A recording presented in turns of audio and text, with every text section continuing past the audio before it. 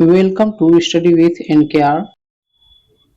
Friends, आज हम लोग पढ़ेंगे उत्तर प्रदेश की पत्र पत्रिकाएं, रचनाएं एवं शिक्षा प्रणाली। तो चलिए सेशन को हम लोग स्टार्ट करते हैं और पढ़ते हैं। पत्र एवं पत्रिकाएं। बंगाल गजट भारत में प्रकाशित होने वाला अंग्रेजी भाषा का पहला समाचार पत्र था Bengal gazette.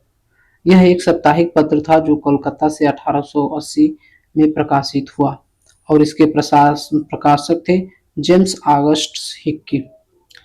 Hickeys Bengal gazette को ओरिजिनल कोलकाता जनरल एडवाइजर के नाम से भी जाना जाता था।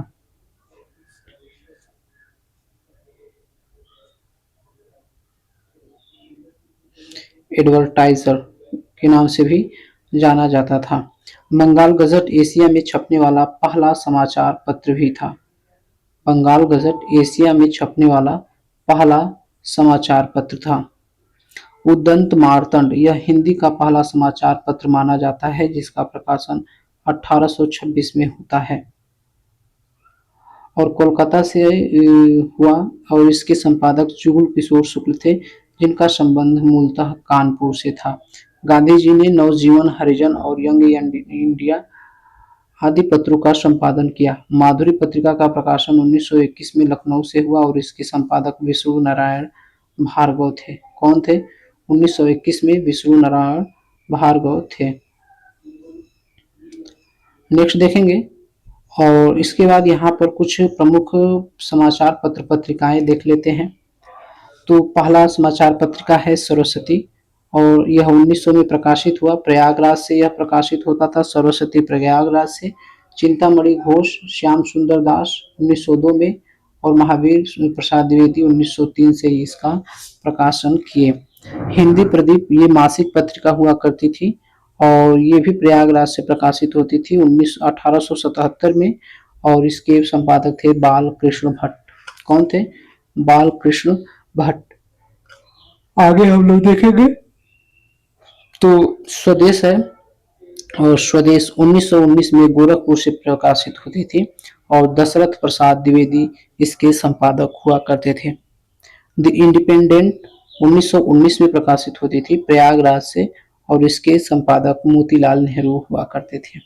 अभ्युदय पत्रिका जो साप्ताहिक हुआ करती थी 1907 में प्रकाशित हुई प्रयागराज से।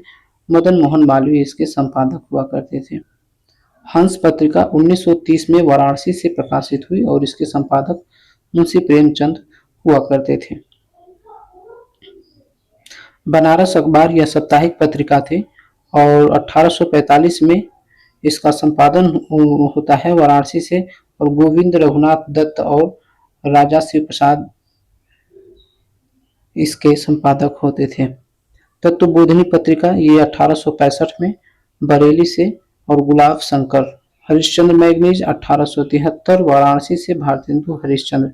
कवि वचन सुधा 1867 में या 68 में ये मासिक पत्रिका होती थी और वाराणसी से ये प्रकाशित होती थी और इसके भी संपादक भारतेंदु हरिश्चंद्र हुआ करते थे। कौमी आवाज पत्रिका। कौमी आवाज पत्रिका देखेंगे तो ये उर्दू में छपती थी। 1945 में लखनऊ से जवाहरलाल नेहरू एवं रफी अहमद किदवई इसके संपादक करते थे। नेशनल हेराल्ड 1938 में लखनऊ से जवाहरलाल नेहरू। ब्राह्मण 1883 में कानपुर से और प्रताप नारायण मिश्र। प्रताप 1913 कानपुर से गणेश शंकर विद्यार्थी। सरदल अखबार ये 1846 में प्रकाशित होती थी आगरा से और प्रोफेसर सी फेक इसके संपादक होते थे।